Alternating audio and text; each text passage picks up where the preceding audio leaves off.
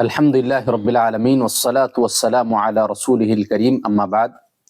شیخ، آج کا سوال ہے کہ ہم میں سے اکثر لوگ غسل کے لیے جب جاتے ہیں تو بس پانی بہا کر باہر نکل آتے ہیں، تو میں چاہتا ہوں کہ آپ نبی کریم صلی اللہ علیہ وسلم کا غسل کا طریقہ بتائیں کہ آپ کیسے غسل کیا کرتے تھے، تاکہ ہم بھی اسی کے مطابق غسل کیا کریں۔ بسم اللہ الرحمن الرحیم، الحمدللہ والصلاة والسلام علی رسول اللہ اما بعد۔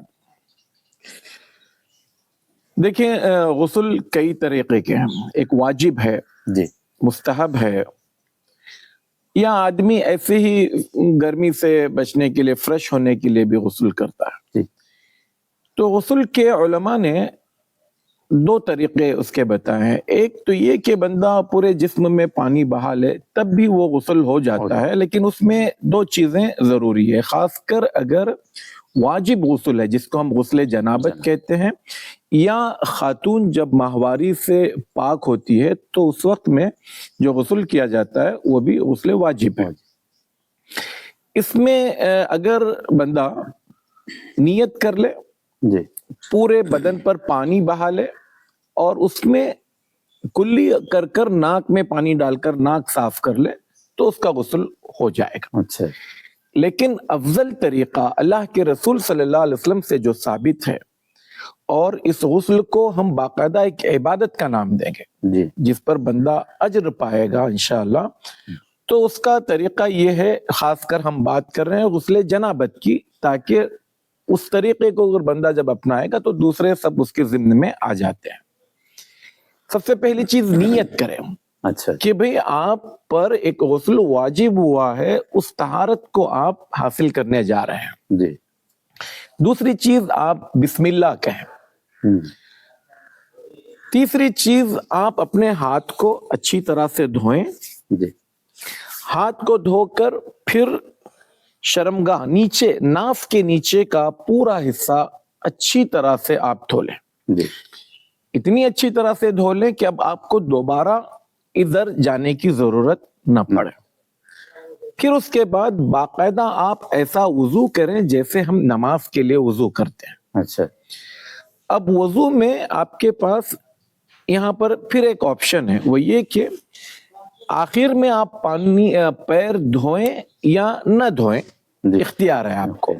اس پیر کے دھونے کو آپ بالکل آخر میں رکھ سکتے ہیں۔ اس کی وجہ یہ ہے کہ اس زمانے میں جب آدمی نہاتا تھا، غسل کرتا تھا، تو مٹی پیروں پر آ جاتی تھی، تو اس لیے اس پیر کو بعد کے لیے رکھا گیا۔ لیکن اب تو ہمارے ٹوائلٹس میں ٹائلز لگے تھے ہیں، ماربل رہتے ہیں، تو جو بھی ہے تو وہ مسئلہ نہیں ہے۔ اگر کوئی مکمل وضو کر لے تب بھی کوئی حرج نہیں ہے، بہتر ہے۔ اب جب وضو کر لے گا تو اس کے بعد سر پر پانی ڈال کر سر کے بالوں میں، جڑوں میں اچھی طرح سے خلال کرتے ہوئے پورے سر کو 3 مرتبہ دھوئے گا۔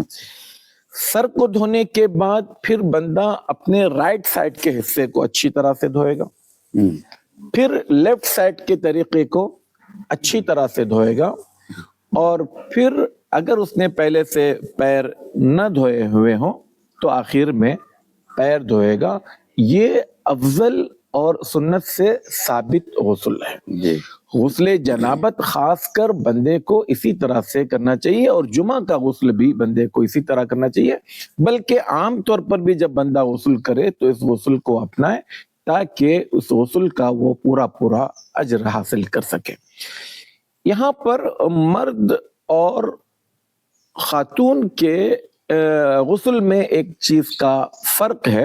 اللہ کے رسول صلی اللہ علیہ وسلم نے ان خواتین کو جو آپ صلی اللہ علیہ وسلم سے ماہواری کے بعد کس طرح سے غسل کرنا چاہیے جب دریافت کرتی، تو ان کو آپ صلی اللہ علیہ وسلم ایک چیز کا اضافہ یہ کرتے کہ وہ اس جگہ کو جہاں سے خون بہتا ہے اس کو خوشبو لگا کر اچھی طرح سے صاف کرنے کی ہدایت دیتے، تاکہ ماہواری کے خون کی جو بدبو ہے وہ پوری طرح سے زائل ہو جائے۔